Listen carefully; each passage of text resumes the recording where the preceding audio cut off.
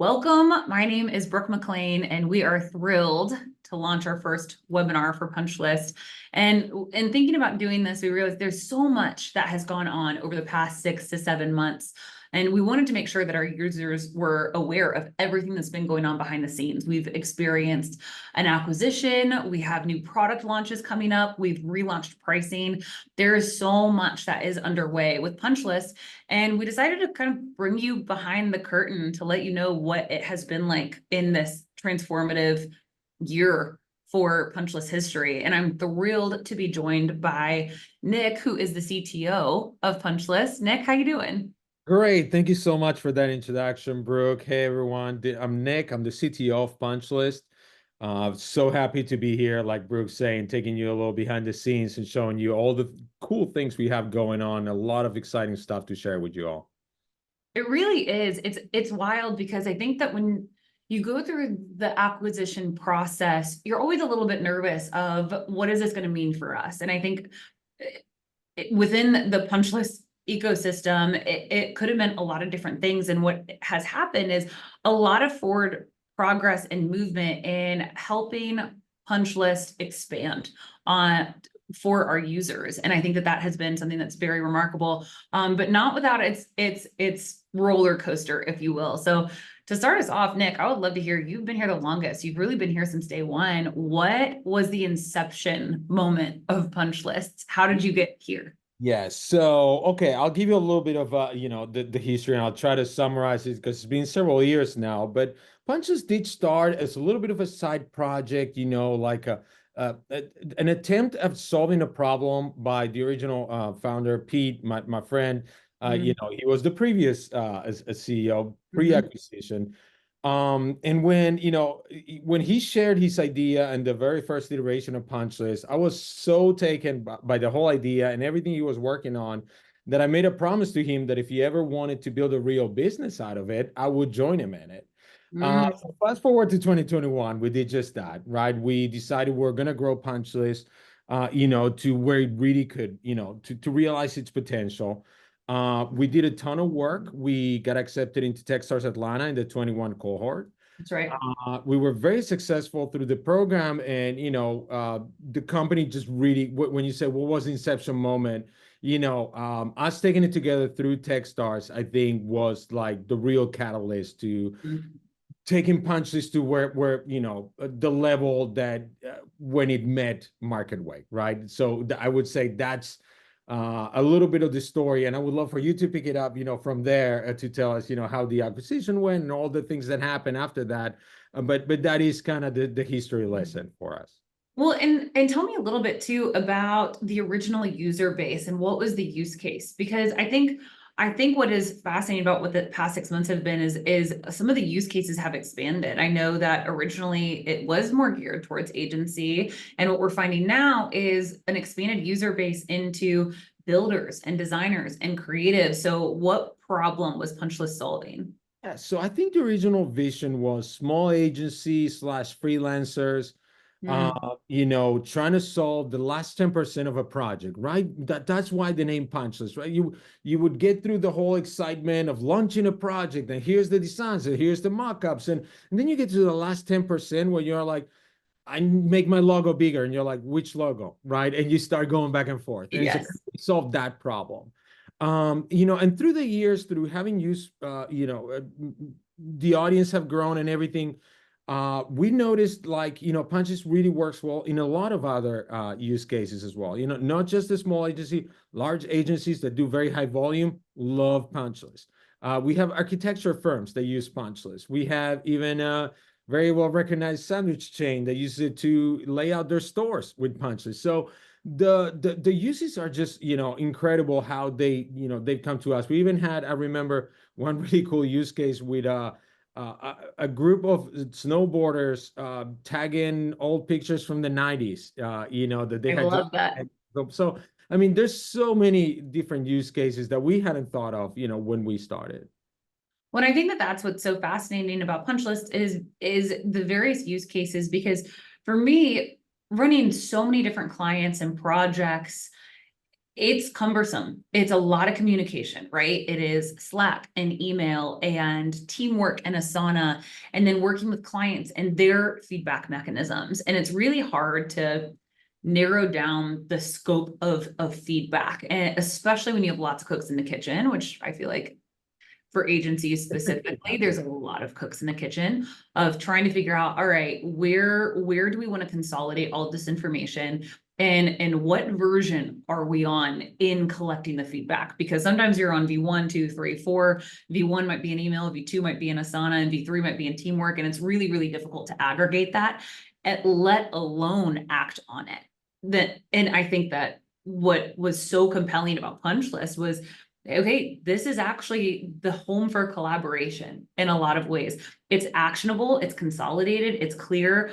Every aspect of our project feedback can be run through this one platform. It connects with all these tools. So instead of having to go and get feedback from email and then put it in Asana and check out the tasks, everything is in Punchlist.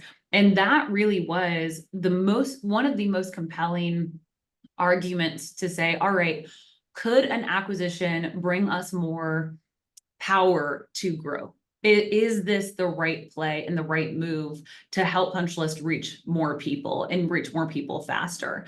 And I think what's interesting about it is, okay, how do you integrate team members? How do you ramp up on the platform itself? How do you figure out how to create a vision and cast a very clear set of priorities? And what's been amazing is actually using Punchlist in this process of, I don't say eating our own dog food. I would like to say drinking our own champagne, because it just fits a little bit better, but truly eating our own dog food in that way of saying, all right, can we actually use Punchlist to help us achieve growth through Punchlist? And one of the first things that was done after the acquisition was to say, let's change pricing. And before, a lot of our users don't realize it now because there's been so much growth, but the pricing for Punchlist started as a freemium model. It was free.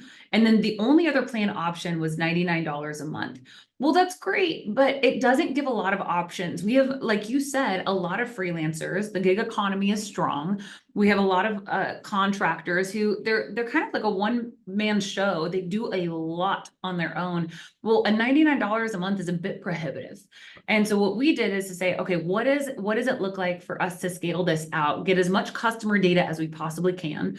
And what we found in seeking out the customer data that Punchlist had is there's a lot of different types of users, from the freelancer all the way to the enterprise. And the very first thing that we did to right set Punchlist for as many users as we possibly could was that pricing. Talk to me about, because I know that had to have been a little bit nerve-wracking to completely change the whole model before we had even touched the product itself. Talk to me about that experience for you of coming in and within the first 6 weeks of an acquisition saying, and the entire model's changing. Yeah, so that one, and I'm gonna be completely honest, and I know I've said to you before, I was scared. I was against the new model, right? I didn't like the old model either. Pricing, it was something that we historically struggled with.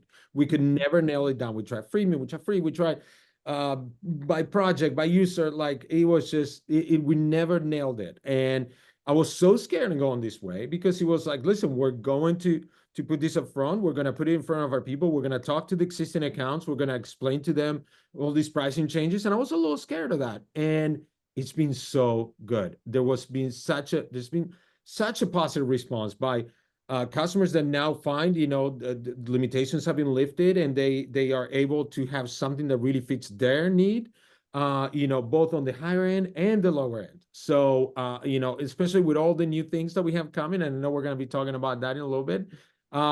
Super, super great to have done this change. And if I can segue from that, I think at some point we're going to talk, things that what's happened post acquisition. And I think one of the things that's happened is that Punches really got, as a company, much better rounded, on a lot of things. We were good at building product. We're good on the tech and design side. We really never were great at marketing ourselves, at explaining our use case, explaining why Punches is great, at pricing things. And these all this expertise that you have brought onto Punches, I think has been such a positive change, and it has really injected new energy and into the roadmap, into where we're going, and the growth of the company. That I'm glad to hear that, because I know that it can be a huge shift for users, especially users who have been a part of this for years. And with this new pricing model, it was one of those things where some people who've been on it for free for a long time maybe weren't too thrilled that they needed to get on a plan, but other people who might have been on $99 and realized, wow, there's a cheaper option. It wasn't just the goal wasn't just to increase cost, it was to rate set the use case for every single user. Some went up, some went down. And I think that balance was really, really important to come in and say, hey, part of the value of Punchlist is making sure that it fits the needs of every user as often as possible. And it starts with the model. Yeah, and you can look at the pricing lineup and see how much thought went into that, right? You can tell, and the response has been extremely positive. It is. So we started the pricing model, and then we went from pricing model directly into some big dev items, including webhooks. Now, webhooks is a little bit more of a technical direction than maybe we initially thought we were going to even go through with this webinar, but I think it's important. And I think one of the reasons why it's important to talk through webhooks is because the integration landscape of Punchlist is vast. There's integrations into project management systems, into other levels of like Stripe and payment platforms. And those integrations have really grown and expanded over time to allow more enterprise users to seamlessly integrate Punchlist into the way that they manage all of their projects and all of their collaboration, all their communication. Now, webhooks is not a singular integration, but it allows for the expansion of integrations for dev teams. So talk to us about webhooks and why it was such high priority and why it's such a big deal. Near and dear to my heart. This was an item that I've always wanted to do, and now that we have the development firepower, we finally got around to biting a big chunk like this. Why it's important is because so many times we hear like, I would love to use Punches only if it integrated with my XYZ tool, and it's so disappointing to hear that, because like we do have really good project management facilities within Punchlist, but not everyone wants to use those, and not everyone is ready to change those tools. And it's like, we integrate with Jira, with Asana, we have notifications in Slack, we have like at least 10 project management tools, plus Webflow to bring in your projects. Like, we have a ton of integrations. Now, each one of these integrations is yet another development cycle that we need to put in and maintain. And a lot of developers were like, well, if you only just let me get the data, I build my own stuff. And we listened to that, and we wanted to put it out there to say, we embrace the development ethos of like, build your own integration. And we have now launched that. And it's so good to see how people are starting to use it and really just do some really creative stuff with the webhooks. I think that you hit on it so clearly, which is, it's impossible for us as Punchlist to really understand and anticipate every single integration need. We can prioritize every single day: Webflow, WordPress, the web platforms that we need to, Jira for ticketing. But the world of SaaS is large. And I think that that's one of the things that webhooks is really amazing at, is to open up the possibilities for any level of developer and user on the system to figure out how Punchlist can fit into their tech stack. And I think that as we look into the future of really any SaaS software, if they're not opening the door for seamless integration within a broader range of tech stack, I think they're missing a huge opportunity. And that's one of the things that we saw here of, okay, we have to prioritize this, because we work with so many different clients. We see so many different tech stacks. There is not one size fits all ever. And in order for us to, again, meet the needs of as many people as possible, this has to be a priority, because otherwise we're claiming that we're trying to make lives easier, and we're not. We're actually adding a layer of complexity that's unnecessary. So this, again, our goal is to take the friction out of managing projects and creating content and producing great work. And in order to produce great work, there has to be as low friction as possible. And I think webhooks is one of the items that helps us do that. Absolutely. Absolutely. Well said. So another big one that we are that is underway is kind of a refactor of the dashboard itself. Mhm. And one of the reasons why we wanted to refactor the dashboard was to say, all right, we want users to come in and be able to open a project and collaborate, add their notes, make the changes that they want. And we want them to have to use other platforms less, not just because we want Punchlist to be used more, but because there's certain tasks that started to feel redundant. The more that we used it against some of our other project management system, the more we realize, hey, there's some redundancy here. If we just refactor the dashboard a little bit to create an area for task management, for assignments, for notifications, for getting insights into how many of your clients or team members are leveraging Punchlist or adding feedback to a particular project, maybe you can start to eliminate some of the ancillary tools in any given project.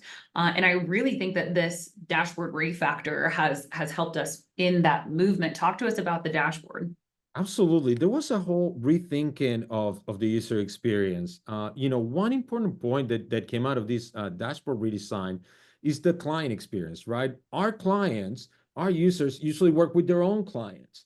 And that experience, the experience of their clients wasn't always the best or the thought of first. And I think there's been tons of improvements. You made an allusion to assignments, right? It's like clients were able to assign items, but then they had no way of having a centralized way of viewing that. And so thinking through that experience, we kind of brought down the project used to be king, right? The very center of everything was the projects, and it's still a very important item within the Punches ecosystem, but we really brought other parts of the application to the forefront. And I think they make for a more balanced experience, for a more useful experience, and like you're saying, eliminating friction and letting people get the work done.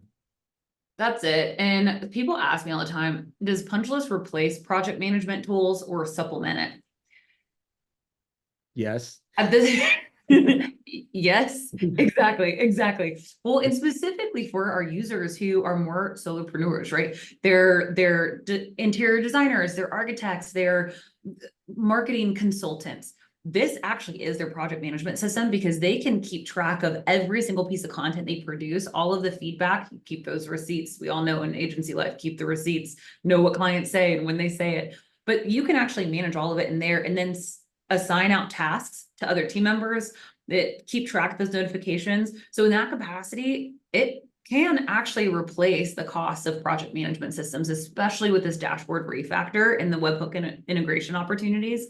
In other cases, for much larger big businesses and organizations where a lot of the work that's being done is not necessarily it's maybe there's a lot of behind the scenes work and there's a lot of different departments and there's dev and SEO and paid media and product management. At that point in time, it might not make sense for Punchlist to replace all of your project management systems because there's so many other types of users within it, but it certainly can supplement and it can act as that final QA because we all know that you're only as good as that final detail. And if you miss those really important details in the finished product, then you're running the risk of losing customers. And Punchlist helps so often make sure, like you said earlier, that final 10% of any project. So no, it might not replace your project management system, but it will certainly supplement it and it'll help make everything that you do produce 10x better. Absolutely. I think it plays very well with other project management systems. I can say that it's got a very robust project management system built in, and I would dare anyone to just give it a try. But also, if you have been on a different tool for many years and you have a lot of workflows or things already set up, and you're not ready to change the way you work, Punches will definitely work very well with that as well. So that's why I was joking about yes, because it really does both very well. It does.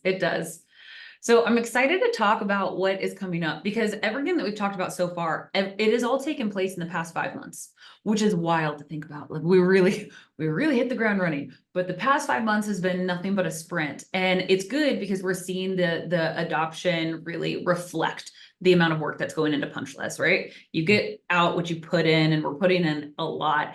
And what I'm really excited to talk through is what is coming down the pike for Punchlist users. One of those items is video. Yes. I know that this has been a passion of yours for years. So talk to me about video and why it's so important. Because You there's know, all the different types. I guess, we do files very well. We do web very well. And I always felt, video was the missing piece here, Mhm. right? There's some feedback that just can't be shown just on a visual static way where you need to show an entire flow. And I think that's where video really, would shine. And I'm excited just to see other use cases for it. I mean, can we do video content and discuss about that and help with editing? I'm sure we're going to see a lot of that. I would love to just, we're doing some testing now. We have some proof of concepts, really cool stuff coming. I can't wait to put it in the hands of our users to see, how they're going to use it and how they're going to surprise us. But this one, yes, has been, in my wish list for years now, and I'm just so happy that it's next up now. So finally. I'm really excited too, because there really are two kind of distinct paths that we can take with videos. And one is direct feedback on video files. We have seen a massive explosion of video content being produced, especially with social and rise of short form, I would say lower quality, but higher volume content where we're producing reels all the time.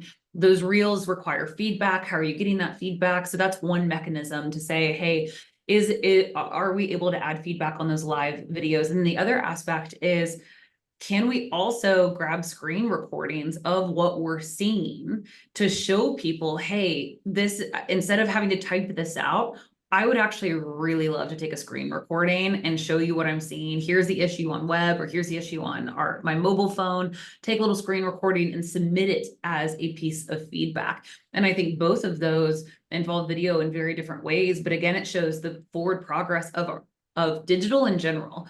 I think really over the past 2 years, we've seen the massive expansion of video in the way that people are communicating with each other, and then also in the way that people are marketing to one another. So I think both of those paths really meet the needs of the users as we're seeing them. Excellent. Yep. What else we have? We have due dates on assignment that are coming, custom screen sizes, two-way sync of integration. I want to pause on the two-way sync of integration, because again, it goes back to the question of, is this a project management replacement or supplement? And this two-way sync of integration, I cannot tell you how many of our users, I'm sure people listening right now, have asked us for this two-way sync of integrations. And of course you have, it makes sense. So Nick, talk to us about what that process is. We talked about eliminating friction and making life better for our users. And two-way is something that we hear from our users all the time. It's like, listen, I love that Punchlist takes care of opening my tickets and putting a screenshot in them and giving me all the information. But now that the work is happening in my project management tool, I want that to come back to Punchlist. And that's been, that has been a shortcoming of ours that we really have been wanting to solve for a long time. It's just, part of, hey, we're integrated with a dozen tools. How do we do two-way for each one of them, right? So we want to get it done right. We don't want to tell you, hey, if you want two-way, you can use Asana, but you can't use Jira, right? So we're really thinking through this problem, thinking how we can solve it in a way that we can provide it to all our users at once, or at least, in a short period, and just really make it as useful as possible and continue to integrate in better and better ways. Now, are these going to be native integrations, or are you leveraging webhooks? It's a little bit of both. So, webhooks are going to be part of it. We are opening up, and maybe I wasn't supposed to say this, but I'm going to drop it there. We're going to open up public APIs eventually. So there's going to be a lot of that that we're going to leverage, but we're also going to open them up for our users to be able to leverage them as well. So more custom integration, facilities, more better integrations that we provide natively, through the use of webhooks, through the use of APIs, through the use of whatever these tools offer on their end, because maybe they offer webhooks as well that we can, also respond to. So, like you were saying, it's a huge SaaS ecosystem, and we're just looking to get more and more integrated in the ways that make sense, right? Not doing these one-off integrations where we can avoid it, but creating the right tools that will allow us to just expand, infinitely.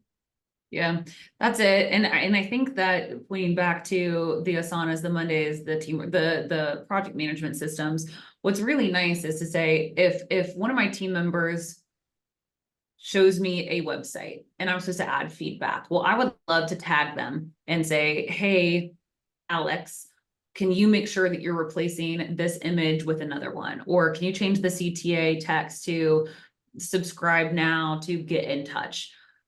I can tag her, assign it to her with this integration. It can sync to Asana. The two-way will make it to where if she corrects that on the website, she clicks it off in Asana, it automatically checks it off in Punchlist. Right. Beautiful. Phenomenal. Again, remove the redundancy. As advanced as all of our technology is and has become and how quickly we're moving, it shocks me to see how often we are doing redundant tasks because we're either not taking the time to set up the integration or they're just not there. The integrations, there's too many tools that do similar things and we're having to leverage both in different ways. And ultimately, this kind of takes us to what is the future of Punchlist? Nick, what do you see as the future of Punchlist? What level of use do you see? What tools do you see this replacing? How can we consolidate the myriad of tools and platforms out there to help make people's lives easier? So I think the vision, we're very careful not to try to become the Swiss Army knife, we do everything and then we do everything badly. Yes. We want to be focused on the feedback. We want to be focused on what's been our bread and butter, make it better, make it more seamless, eliminate redundancies, make people more efficient. But we have other ideas for other products that will, come online and integrate very well on these and solve other problems. And we're just gonna that's where I see our future going. And we've talked a lot about tech and the features we're adding and everything. But there's a little bit coming on the business side as well. And I hate to put you on the spot, but I was hoping that you would talk to us a little bit about, what are those developments coming on the business side? I know you work on an affiliate program, some other interesting things, for our users out there. So Yeah. do you mind just sharing a little bit of that with us? Absolutely. One of the aspects of helping Punchlist grow, we have seen so many of you, our users, just champion Punchlist on behalf of your company and your network and your community and your clients. And it has been absolutely amazing. And we feel very strongly that you should be rewarded for that in some way because we can't grow without you. I mean, you truly have been huge advocates for helping Punchlist reach new levels of success.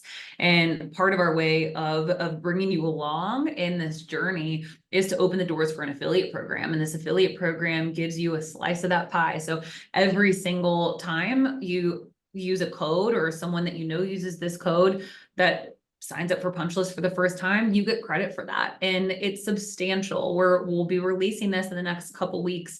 And our goal here is to create a community of advocates and to make sure that you're getting rewarded for the stories that you're sharing because we value it so much. We can't do this without you. We can't do this without our users. We can't do this without you talking about us. We can't do this without you really spreading the Punchlist gospel, if you will. And it's also so much more fun to work with you at the business level and the business capacity to say, let's build this thing together and let's all grow because of it. So I'm really excited about this affiliate program because I think that it's just going to expand our community and help us all feel the win of Punchlist growth. Love to hear it. Love to hear. We have some really raving fans and people that have been with us for years, and we're a close-knit community. We talk to them all the time, and I love that we can do this for them now. Yeah, me too. Me too. Well, that was one of the fastest 30 minutes that I've ever experienced. We were about at Okay, time. I yes. know it flew. Or is there any last thing that you would love our listeners to hear today? Yes, I just want to let everyone know here, today. First of all, we love that you're here, but please reach out, talk to us. We're dying to hear from you, how you use it, what you like, what you dislike, what would make your life better. That's what really makes the heart of the Punches team tick is just hearing from our users and knowing that we're building something that they will love. So please, just if I can leave you with one thing, is reach out and talk to me, Nick@punchlist.com. Just reach out anytime. I want to hear from everyone. I can't say it better than that. So Nick, thank you so much. This has been a blast. I'm excited for us to do far more of these. Yes. You can expect to see us, our faces pop up with every big release. We want to make sure that you're informed on what's happening, on why it's happening, on how you can use it and how you can leverage it. And over time, we'll start bringing in some guest users too. So you can really hear their stories of how they're leveraging Punchlist and improving their day-to-day lives so they can go off and do other bigger and better things, get the work done faster. But with that, I am so grateful, and please reach out to us if you have any ideas, thoughts, comments. We look forward to hearing from you.